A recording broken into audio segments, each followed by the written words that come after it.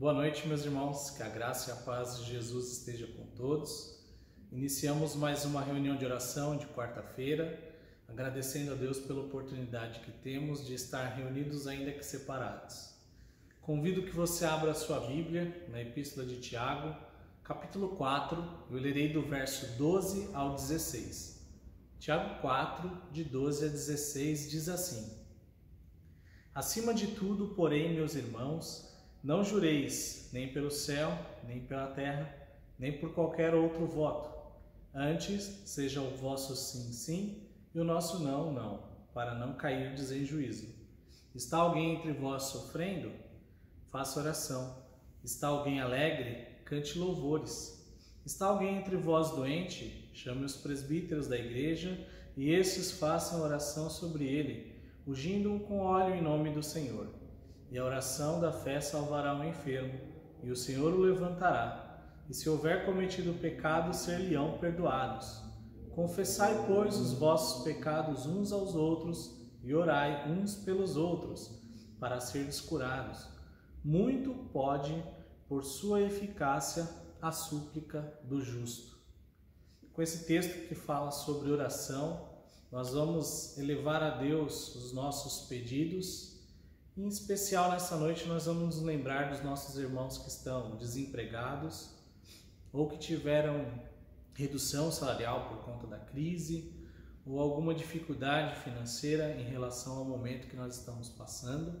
E também vamos interceder pelos nossos irmãos enfermos, lembrando em especial da nossa irmã Raquel Loureiro, que está internada, aguardando a cura do Covid, para que assim possa fazer uma cirurgia e retirada de um tumor.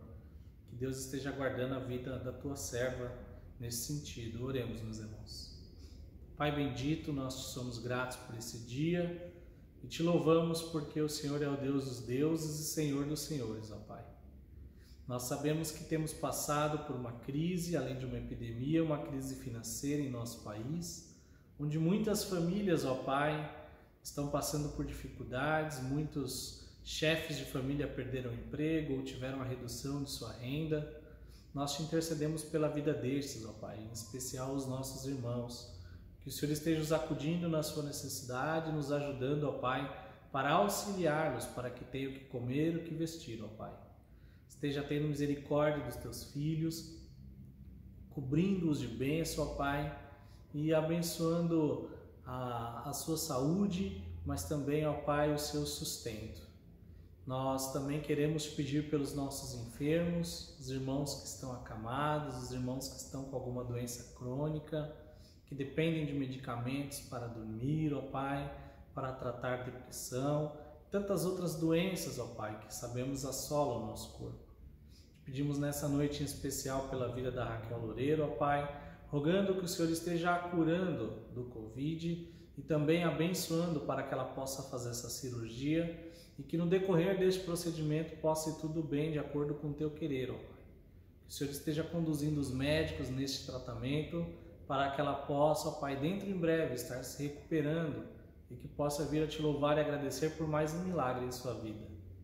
Nós te rogamos e te bendizemos por tudo que o Senhor é, sabedores que a tua vontade é perfeita para as nossas vidas. Em nome de Jesus Cristo. Amém. Agora, ainda no sentido de oração, nós vamos cantar o hino de número 130, Oração ao Senhor.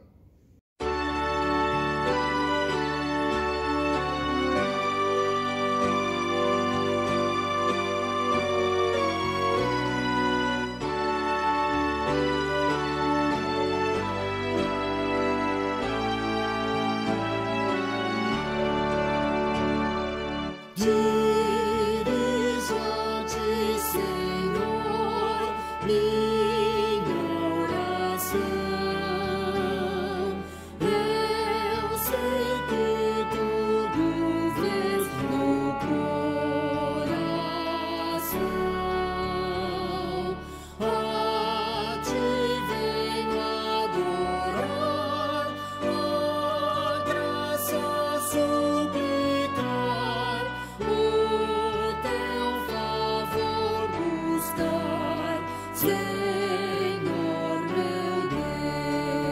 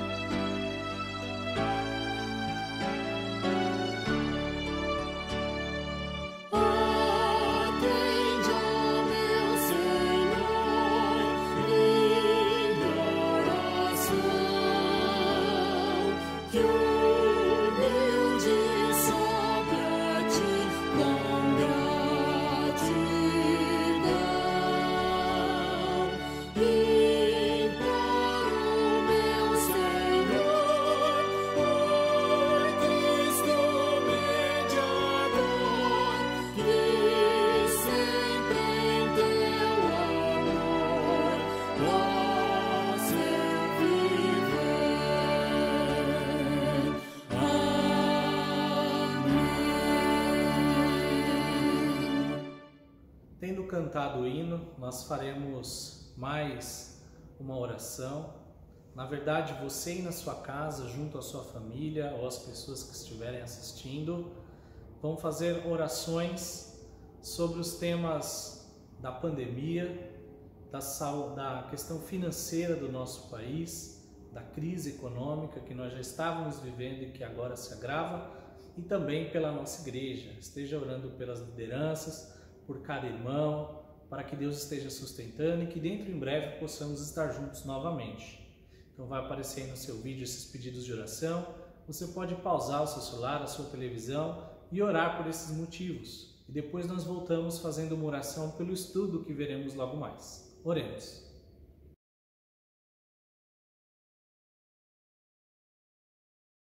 Agora, irmãos, tendo feito essas orações, nós vamos orar pela vida do seminarista Stefano, que estará trazendo mais um estudo sobre o Apocalipse, começado na semana passada, e hoje ele encerra.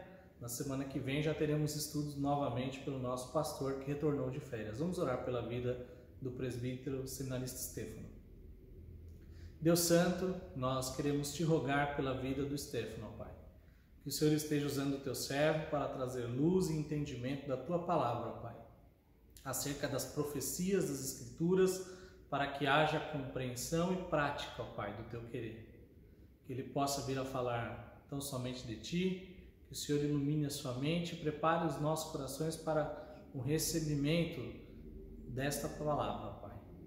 Que este estudo, ó Pai, não tenha um fim em si mesmo, mas que possa nos trazer claridade acerca dos teus preceitos e, acima de tudo, ó Pai, que nós possamos testemunhar a tua vontade, a vinda de Cristo e o seu retorno, ó Pai, para levar a sua igreja.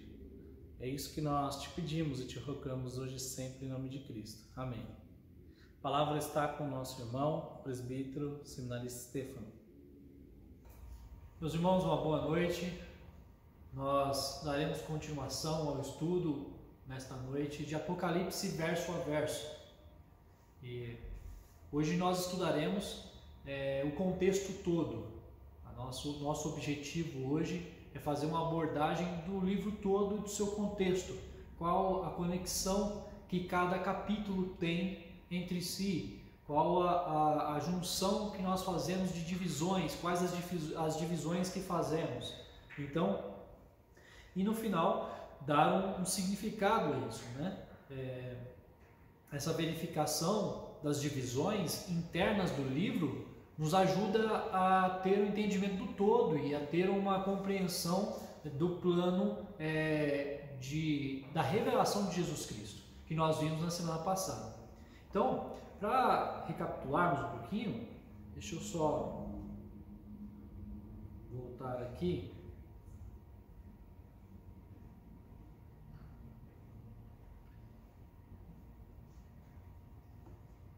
Apocalipse verso a verso, consolando o coração dos atribulados. E então, antes de fazermos essa recapitulação, eu quero orar com os irmãos. Feche os seus olhos e estarei orando. Senhor, nos dá sabedoria para crescimento, Senhor Deus, da Tua Palavra. Edifica-nos, ó Deus, na Tua verdade, porque ela é a verdade suficiente e que revela a nós conhecimento para toda a ciência que o mundo possa ter. Porque Tu criaste todas as coisas. E nós, ó Pai, temos a oportunidade de saber, de conhecer todas as coisas, o tempo, as estações. Temos a oportunidade de, pela Tua Palavra, aprender sobre as adversidades, sobre os acontecimentos, ó Deus, de cada tempo. Porque o Senhor assim nos revelou. E porque assim o Senhor nos fez sabidos para que nós tenhamos convicção, temor, obediência e também paz na Tua Palavra, paz na Tua providência, paz de que no Senhor, porque o Senhor venceu todas as coisas. Por isso, ó Pai, nos ajuda assim a termos, ó Pai, a paz no Senhor. Em nome de Jesus. Amém. Então, nós daremos continuidade e eu quero fazer uma retomada do tema da aula passada com um cronograma, parte 1, que é a introdução, a humildade, amplia o conhecimento e o contexto histórico. Nós aí tratamos sobre a introdução, demos aí uma abertura com o texto de Apocalipse 7, 9 a 14, também nós tomamos esse texto como base. Então nesse estudo de hoje, nós também leremos esse texto. Então o texto base aí, o texto de estudo, de exposição da aula passada foi do ponto 1, Apocalipse 1, do 1 ao 3, e caminhamos sobre 3 perspectivas nessa perícope, nessa divisão primária aqui, que chamamos de como prólogo. A revelação, a autoria e os bem-aventurados. Então a revelação, nós vimos que é de Jesus Cristo. Quem é o destinatário primário? Aí a autoria de João. O João foi quem recebeu primariamente a revelação de Jesus Cristo. E os bem-aventurados, nós vimos, são aqueles que leem e meditam no Senhor. Então a gente passamos sobre a revelação. Quem é este João, Ele é alguém bem próximo, e também a questão do testemunho dos cristãos primitivos. Os bem-aventurados têm correlação tanto com o Antigo Testamento, o início de do Salmo, como aí já partindo para o final dos Salmos, uma questão de início e fim, e dando uma ideia escatológica, e também o próprio Senhor Jesus Cristo abrindo aí com o ensino dos que guardam aí a sua palavra. Os bem-aventurados são os que guardam, no capítulo 5. Temos a conclusão: você quer ser feliz? Então caminhemos no conhecimento do Senhor.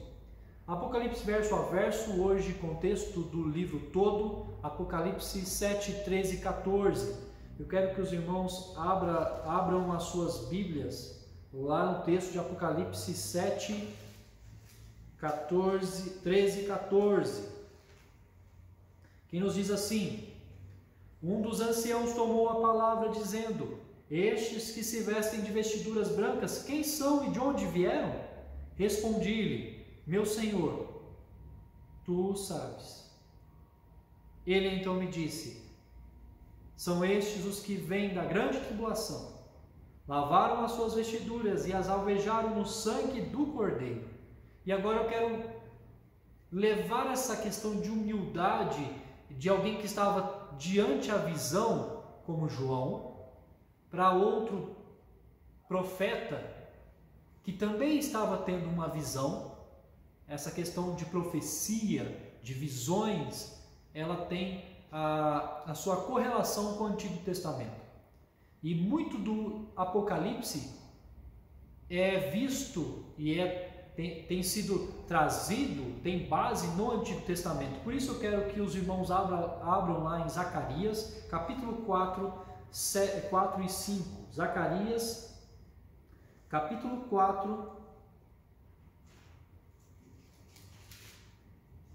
4 e 5, que nos diz assim, Zacarias capítulo 4, versículo 4 e 5. Então perguntei ao anjo que falava comigo: meu Senhor, que é isto? Respondeu-me o anjo que falava comigo: não sabes tu que é isto?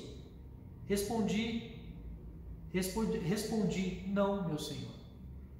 Sabe, uma das grandes dificuldades nossa com relação às Escrituras, que nós, por pouco conhecimento que temos, achamos que já não precisamos mais dela. Nós frequentamos a escola dominical, frequentamos aí ao estudo bíblico de quarta-feira, temos o AGS, e muitos que frequentam esses institutos, muitos que frequentam o seminário, muitos que chegam ao pastoreio, muitos que chegam ao presbiterado, muitos que chegam ao diaconato, muitos que chegam à presidência da SAF, das sociedades internas, à liderança de uma escola dominical, dando aula na escola dominical, acreditam que podem ser levados a acreditar que não precisam mais estudar as Sagradas Escrituras. Esses irmãos amados, que foram usados pelo Espírito Santo, por Deus, lá no passado, e que deixaram isso registrado, eles tiveram, assim, um privilégio, e foram tomados por Deus como homens pecadores, mas foram lançados a um nível altíssimo de ter uma revelação do Senhor. E eles se portaram com humildade. Sabe, esses irmãos amados, eles estavam diante daquilo dali, e eles falaram assim, não sei. E eles falaram, não sei. Nós precisamos também dessa humildade para continuarmos aprendendo e absorvendo e tendo o sentido de que nós viveremos eternamente aprendendo do Senhor Jesus, porque o conhecimento de Cristo é infinito. Então, essa é uma das primeiras características que eu quero trazer para nós nessa noite, que nós devemos continuar aprendendo, crescendo na graça e no conhecimento do Senhor Jesus. Por isso, é de grande importância estudarmos as divisões internas de um livro, para não termos significado, darmos significado do texto, né? O texto trazer a nós uma relevância e por que tem essas construções, por que esse livro teve esse enredo, essa dinâmica de escrita. Então, nós começamos pelo prólogo, e o prólogo, o início, né? Essa abertura da revelação de Jesus Cristo, ela nos trouxe a ideia aí, que já foi tratada, sobre a revelação, conhecimento da situação que viviam seus servos e a preparação do que eles iriam ter que suportar. Também sobre o destinatário primário, que é João, e o secundário, as sete igrejas da Ásia. Então essa introdução vai mostrar isso. Quem revelou? Quem foi o primeiro destinatário, João? Quem foi o segundo destinatário, que é a igreja da Ásia? E apresenta a relação de conhecimento pessoal entre o compilador da revelação com as igrejas.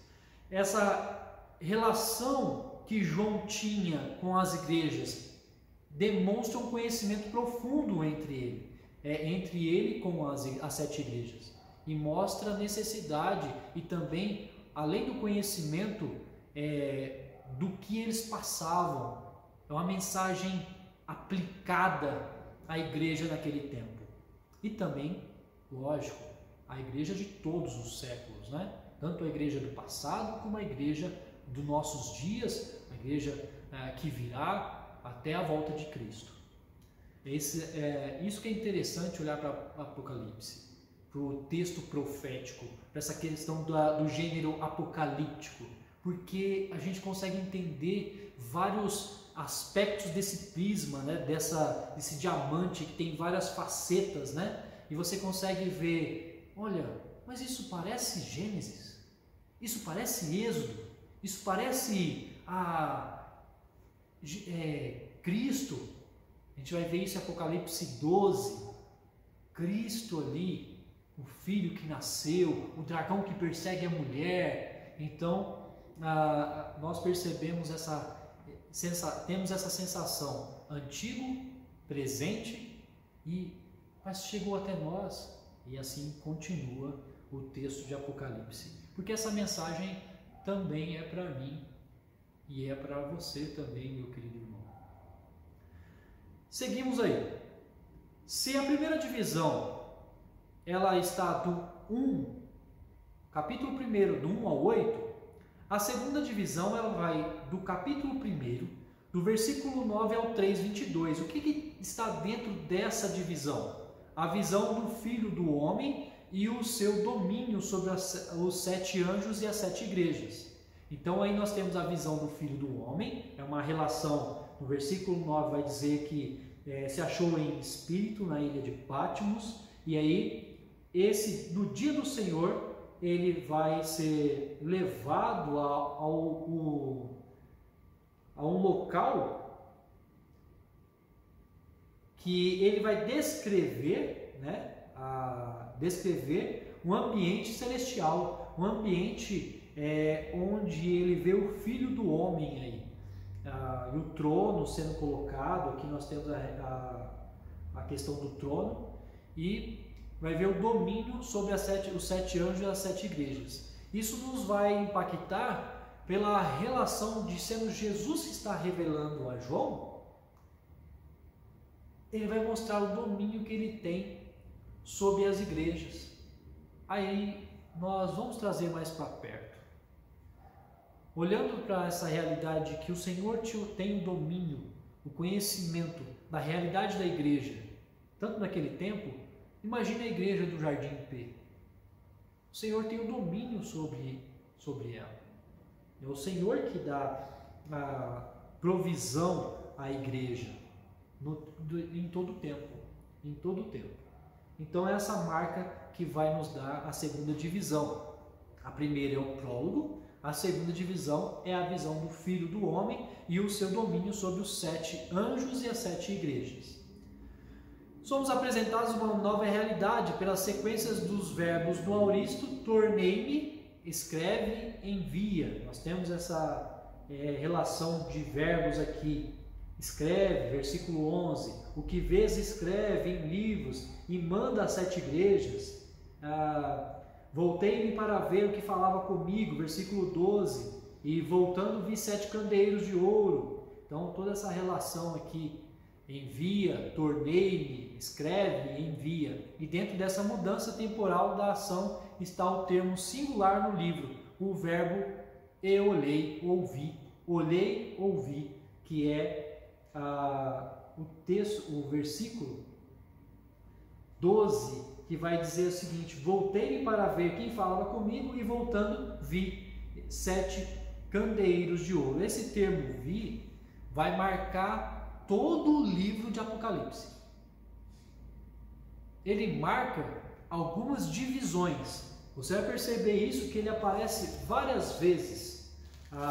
Vi, e olhei, e depois dessas coisas olhei, Então nós vamos demarcar bem, frisar bem esse termo, para quando os irmãos estiverem lendo o Apocalipse, opa, eu lembro que isso aqui é uma demarcação, isso aqui mostra uma divisão aqui, uma ideia diferente vai surgir agora. Então o Apocalipse tem muito desse quadro, desse cenário.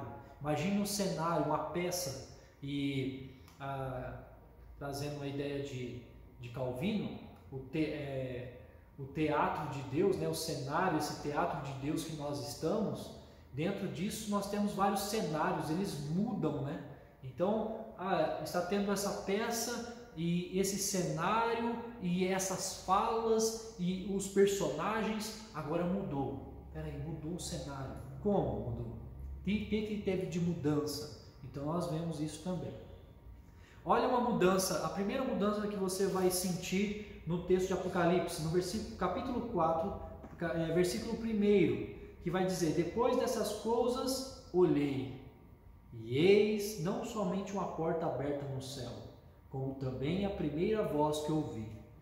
Olha lá, se antes ele estava tratando sobre a visão do Cordeiro, a visão celestial, estava tratando sobre as cartas, e ele vai tratar todas essas cartas. Agora ele chega no capítulo 4, ele muda totalmente a visão, o cenário é alterado, e agora ele vê as portas abertas no céu. Se antes a mensagem era do céu para a terra, para as igrejas, agora ele volta a olhar para o céu. Essa perspectiva vai até o 5,14. Então nós temos aí capítulo 4 e capítulo 5 totalmente voltado a essa visão do trono e do glorioso rei e seus súditos.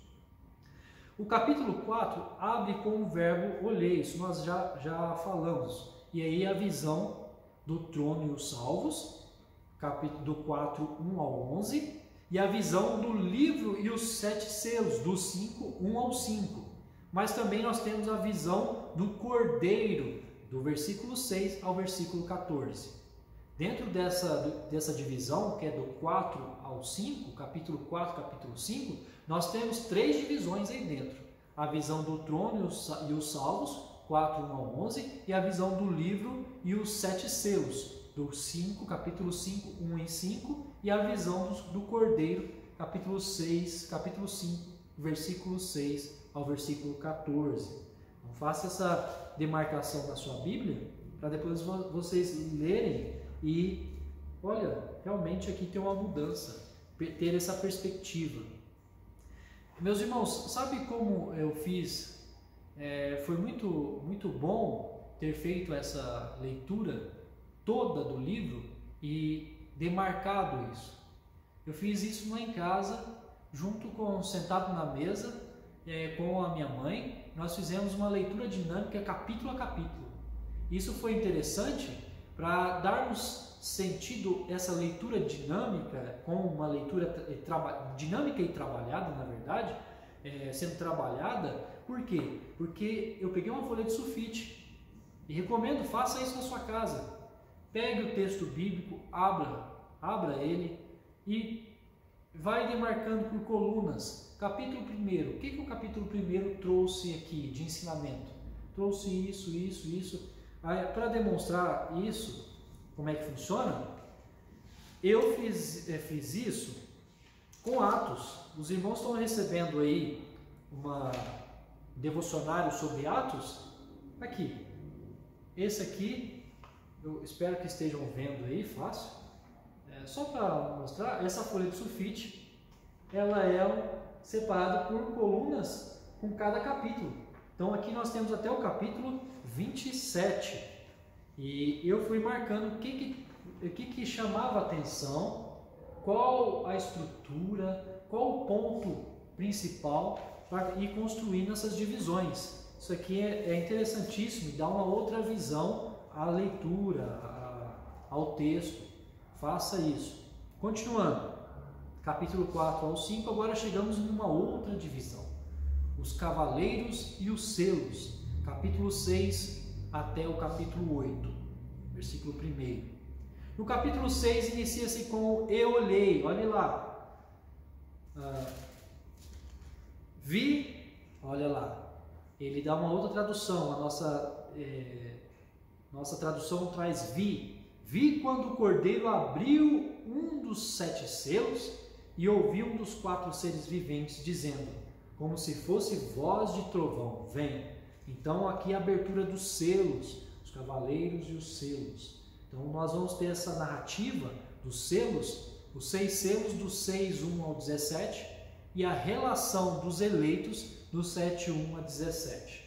Essa relação dos eleitos, ela tem a demonstração traz o sentido de um povo espiritual, porque o capítulo 7, versículo 5, traz a primeira relação Judá. E Judá não é um dos primeiros filhos de Jacó, de Israel.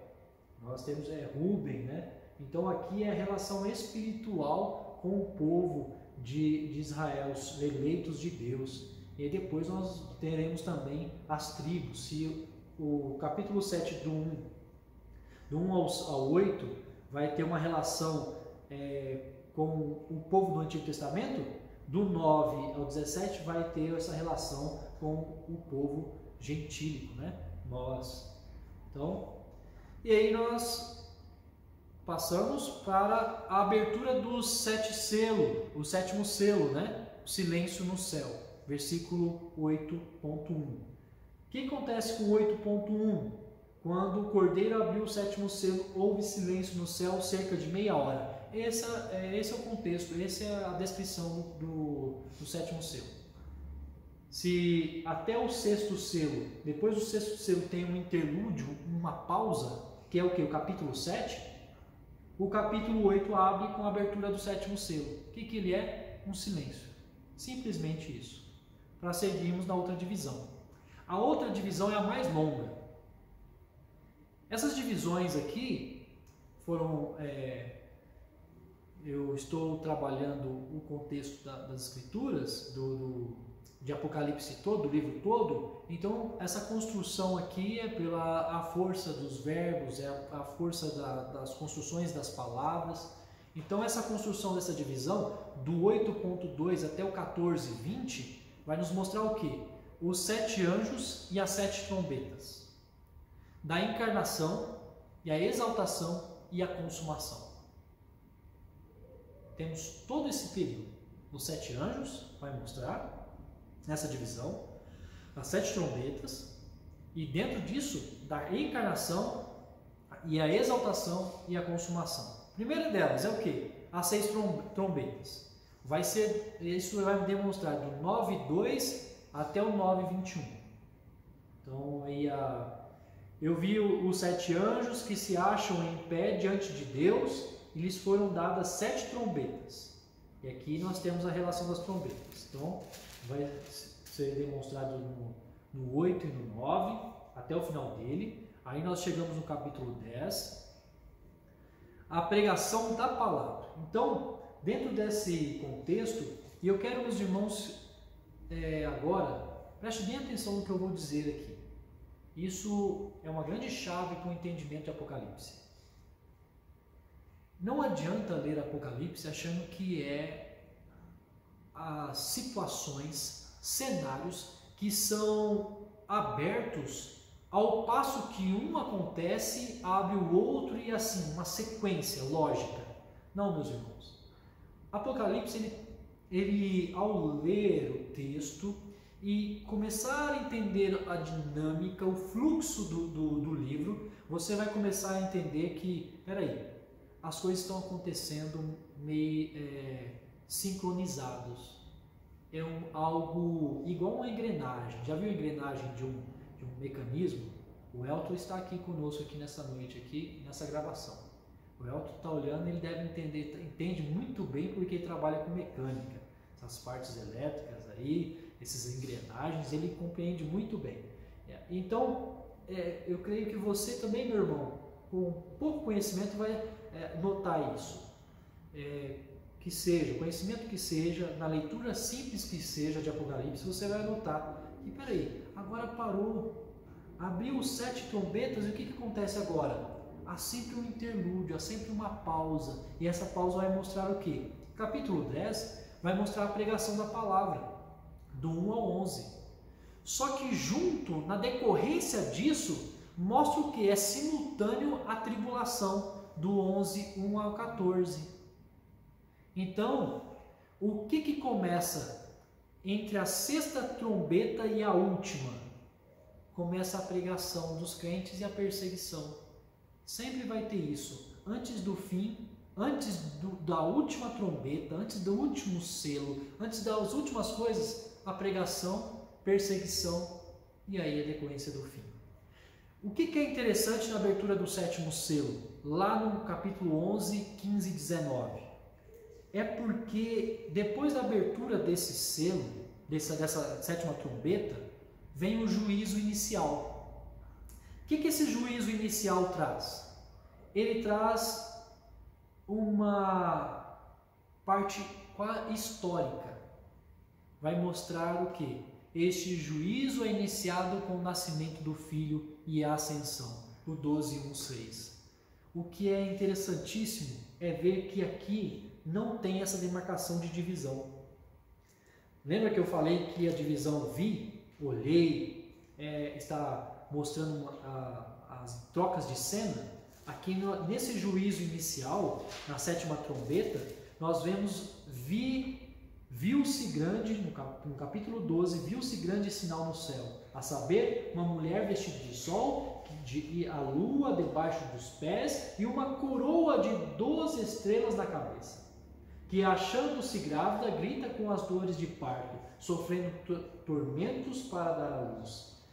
Essa mulher, ela é representada aqui gerando um filho. Esse filho, pelo estudo, pelo contexto, nós vemos que é Jesus Cristo. Nasceu depois um filho varão, que há de reger todas as nações com um cetro de ferro, e o seu filho foi arrebatado para Deus até o seu trono.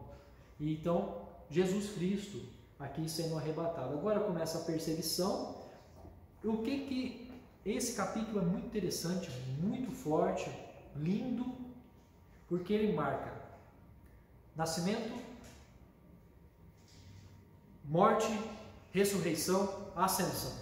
Na ascensão de Cristo é expulso o dragão, serpente, Satanás. 7, capítulo, a dragão persegue, é expulso o dragão, 7 ao 12. Expulso o dragão, agora ele vai perseguir a igreja. Essa mulher agora é relacionada com a igreja. Ele vai perseguir a igreja. Então, o dragão persegue a mulher, que é representada como a igreja. E vem essa perseguição como? Pela arrogância da besta que emerge do mar e a besta que emerge da terra, que imita o cordeiro. O que são? Poderes que se levantam, um poder governamental e um poder que surge da igreja, como perseguição, como imitação do cordeiro. Então nós temos essas duas características de perseguição. Uma pelo império, imagine no Império Romano, a perseguição que é instituído pelo próprio imperador, e pela questão da enganação de doutrinas que surge da igreja naquele tempo, a volta à circuncisão, esse contexto todo. Isso nós temos em todo o tempo, né? Até nos nossos dias. Então, só que o que é interessante? Que essa perseguição, esse fim que é aberto com a sétima trombeta, ele é aberto com o nascimento de Cristo, aberto com a ascensão de Cristo. Então tudo isso começa com Cristo. O que nos mostra isso, meus queridos? Que nós estamos no começo, nesse interlúdio do fim. O fim começa com Cristo sendo assunto aos céus. E Ele está no seu trono. E agora aguardando para que as coisas se cumpram. Para quê? Para o seu retorno. Então o texto vai nos levar a isso. Até o 14:20. Aí tem um interlúdio que mostra uma relação dos eleitos de Deus. O cordeiro que é em pé no Monte Sião. Então mostra a autoridade, o poder desse cordeiro que venceu a morte de cruz, que ele foi levantado, ele esteve de pé no Monte Sião, lá naquele lugar do Calvário, e lá ele venceu, e vencendo a morte, ele sustenta, ele firma, ele tem poder e autoridade para suportar aí. Então, quero passar já para o 15:1 até o 19:21, que vai nos mostrar do 15:1 ao 19:21 uma grande vitória contra a besta e os seus adoradores. Então aqui a introdução da visão dos últimos flagelos. Então os últimos flagelos, os flagelos que começou no capítulo 14 da voz, agora tem o seu final, que começou no capítulo 15, na verdade, os flagelos, vai dar continuidade, vai mostrar a vitória contra a besta e os seus adoradores. No capítulo 15, a queda da Babilônia aos seus súditos, 17:1 a 18:24, e os eleitos adoram ao Cordeiro, 19:1 ao 10. Chegamos ao capítulo 20, então o 19 vai ser um padrão, essa vitória, né, contra a besta, né, as bestas. E agora o capítulo 20 traz uma outra visão. O que é essa visão? É a visão, o decreto, né, final contra Satanás e a plenitude dos escritos no livro. Então nós temos aí o fim de Satanás, a condenação final de Satanás e a exaltação, que vai até o 22:5, chegando aí no seu final, que é o epílogo, 22:6 ao 21. O 22:6 ao 21 vai mostrar o encerramento. Do mesmo modo que começou, que nós vimos na semana passada, ele termina. Disse-me ainda, essas palavras são fiéis e verdadeiras.